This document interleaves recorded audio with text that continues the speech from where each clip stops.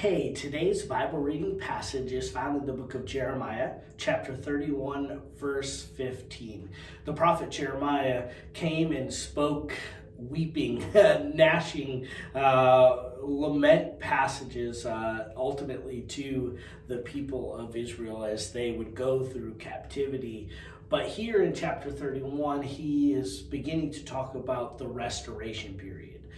That God was going to restore Israel, that God would bring them back out of captivity and back into his promised land, back to Jerusalem, back to the area that he had given them, and that he was going to carry that on, and ultimately he was going to bring them salvation. And that salvation came through Jesus. Well, here in verse 15, Jeremiah is specifically talking about the northern kingdom that is being restored of Israel. And so in the first section here, he's just really focused on the northern kingdom. When we come to verse 15, we see this city mentioned named Ramah. Now, Ramah is about 5 miles north of Jerusalem, and the Israelites would have been drugged through Ramah as they were headed off to captivity in Babylon.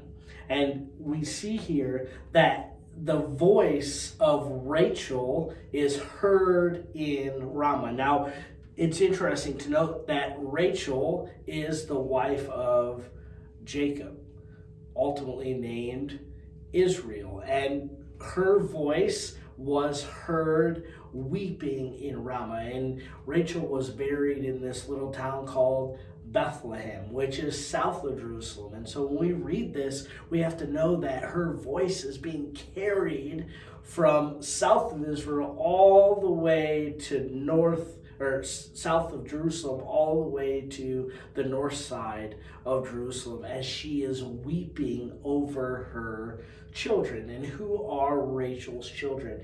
Rachel's children were Joseph, and Joseph's children were Ephraim and Manasseh, who were some of the two most powerful tribes in the northern kingdom of Israel. And so we read this passage, we see that Rachel personified Israel, and that she is weeping over her children as they are carried off into captivity, and that she wouldn't be comforted because her children were being brought into slavery again.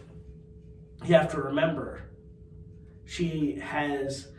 Israel itself has been brought out of Egypt, have been brought out of captivity. They have been promised this land, and they are given this promised land, and now they are found back in captivity again.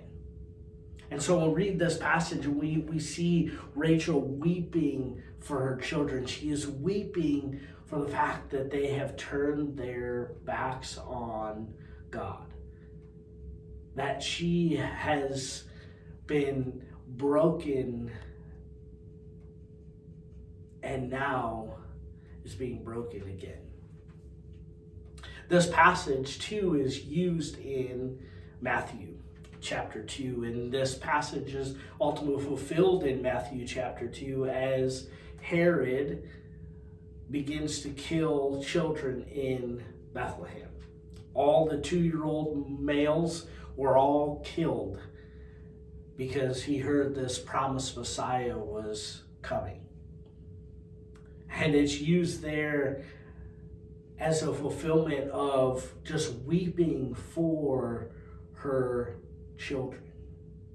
Rachel weeping for the loss of her children. But when it's used there, it also gives her children hope. Hope because in Matthew, Jesus was born. And right there, right before that passage, Joseph and Mary take baby Jesus and they flee to Egypt, which is kind of interesting because they flee to where The Israelites were first in bondage, first in slavery. But eventually, Mary and Joseph and Jesus come back. And Jesus then lives a life of perfection, dies a sinner's death, and is raised to life, ultimately completing the restoration process, not just for Israel, but for all mankind. See, God is in the restoring process. God is always in the restoring process because he looks at our brokenness, he looks at our sin, and he wants us to be complete in him. And while this passage reflects Israel and their captive state, may we be reminded that people in our world are captive to sin. And may we, like Rachel, weep over the lostness in this world. But may we be comforted in the fact that restoration, eternal restoration, has been taken care of. And that we know the one who restores. And may we be willing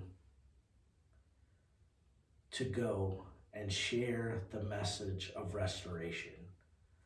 That God has restored us and can restore us out of our sin into a relationship with him. And that is done through his Son, Jesus. Have a wonderful day.